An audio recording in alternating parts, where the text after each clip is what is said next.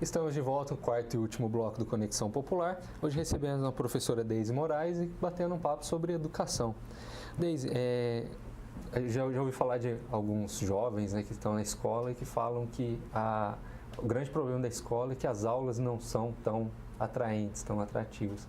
Você acredita que mudar um formato assim, por exemplo, focar mais na multidisciplinaridade pode chamar mais a atenção dos alunos, trazer ele mais para a participação na sala de aula? Acho que sim. Uma das vertentes de inovação pedagógica é a questão da transdisciplinaridade ou da multidisciplinaridade. Isso se explica porque quando você olha para a vida fora da escola, a gente não aplica os conhecimentos todos em caixinhas, né? Quando você tem um problema para resolver na sua vida, você não fica, bom, deixa eu ver agora deixa eu pensar no que eu aprendi de biologia para resolver isso. Não, você pensa o problema e aciona todos os seus saberes, independentemente da área, né? Da qual esse saber pertence. Então, essa é uma questão que aproxima mais os conteúdos, né? A multidisciplinaridade aproxima os conteúdos escolares das complexidades da realidade. A dificuldade é como é que você coloca isso numa escola para funcionar nas escolas em que a formação docente ela é muito fragmentada. O sujeito que sabe língua portuguesa sabe língua portuguesa. Ele não sabe história, não necessariamente. O sujeito que sabe física. Então, a gente precisaria, de novo, voltar a discutir formação docente para ter uma escola multidisciplinar. Mas, além da formação, também não teria questão da motivação, da dedicação do professor? Que, por exemplo, aqui na Câmara, todo ano tem a premiação dos melhores projetos em educação no município. E são sempre as mesmas pessoas que participam, são sempre os mesmos professores que, inclusive, ganham, né, que chegam, né, nos melhores trabalhos. Mas não está faltando um pouco de engajamento? Então, mas sabe também, Lucas, eu acho que acontece, justamente o professor ele foi formado nesse modelo segmentado. A própria medicina está assim. Tem médico que ele é muito especialista em uma área, ele não consegue atuar em outra de forma alguma.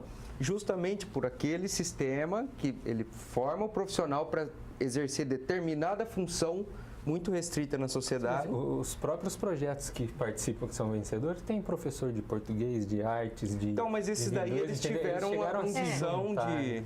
Eu acredito que, assim, de novo, aquela história de analisar a complexidade, né, da realidade pela exceção ou pela regra. A gente precisaria olhar para esses professores e entender qual é a formação deles, porque para fazer com que uma ação multidisciplinar ocorra na escola, o professor precisa saber fazer. Se ele não sabe, ele pode querer muito, né? E é difícil fazer ações multidisciplinares porque você precisa realmente conseguir dialogar com áreas diferentes da sua. A gente falou hoje mais cedo sobre a dificuldade que é formar o sujeito na área dele. Né? Então, essa formação multidisciplinar, ela precisaria passar ainda por outras questões, por mais tempo de formação, por um acompanhamento desse sujeito quando ele entra nas escolas. O próprio formato das aulas teria que ser repensado, porque você tem uma aula de 50 minutos de geografia, ela acaba, vem química, vem... Né? Então, são esses professores que são os premiados, que são sempre os mesmos, acho que o fato de serem sempre os mesmos é um dado importante para a gente pensar que eles são a exceção. Né? Mas não são exceção porque os outros são desanimados ou porque os outros são necessariamente não engajados. A gente precisa pensar, eu acho que colocar na conta só do desejo pessoal é muito problemático, né? Porque aí você tira da análise uma série de outras complexidades, né? Para fazer um projeto como esse, o professor precisa ter tempo para sentar, para elaborar, para ter ideia, né? Como é que ele vai ter a ideia entre uma escola e outra dirigindo? É complicado. Complexo. Hoje em dia a gente tem uma geração muito dinâmica, né, que não consegue mais ficar sentado prestando atenção no que o professor está dizendo. Quando eu estava no ensino médio, eu amava as aulas práticas. Você acredita que se a escola fosse muito mais prática, usasse muito mais a habilidade do que os cadernos, ela seria mais atrativa para os alunos? Eu acredito que a escola, por ser essa microcélula da sociedade, ela comporta vários espaços e várias modalidades de atividades, né? Tem aluno que gosta muito de aula prática, tem aluno que gosta muito de caderno e livro. Uhum. Eu era uma dessas que gostava muito de caderno e livro e biblioteca, né? Ainda existem alunos assim. Uhum.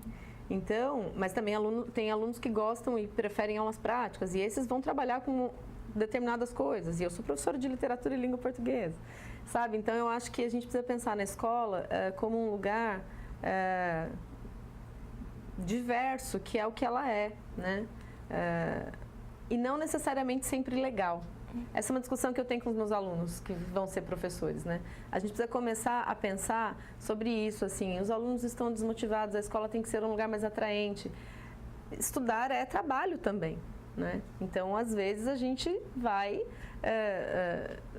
ficar cansado e vai fazer, né? Não necessariamente é uma festa. De rosas, né? Sim, mas para isso, precisa ficar claro sempre, eu acho, para todos os membros da comunidade escolar, o que está sendo feito na escola. Acho que todo mundo precisa sempre saber muito bem que o que está sendo feito na escola são ações pensadas, refletidas, que chegam a algum lugar. O aluno, quando sabe disso, e eu posso falar com experiência depois de 17 anos de sala de aula, quando o aluno sabe que você, professor, sabe o que está fazendo e sabe para onde você está indo com eles, essa segurança já resolve muitos problemas, né? Mas essa segurança é fruto dos processos formativos. Então, vejam, são muitas questões, né? Eu acho que só transformar a escola num espaço em que o tempo todo os alunos estejam praticando alguma coisa não resolve, porque você tem sujeitos muito diversos. E tem os sujeitos que não querem, né? Essa ideia da aula prática em que você levanta, vai, sai do caderno. Acho que tem que ter espaço para tudo na escola.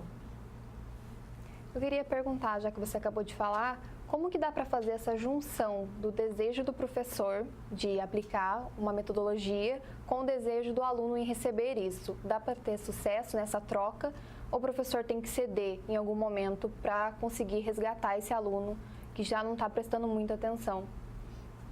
Olha, eu tenho na minha história de professora de educação básica, né, eu sou professora da universidade há 5 anos, mas fui professora da educação básica de escolas públicas 13, 14 anos da vida. Eu sempre tive as pessoas sempre me conheciam porque eu era essa professora que pegava salas mais indisciplinadas e aí no final do ano eu não tinha mais problema de disciplina. Ficava todo mundo assim, o que você fez?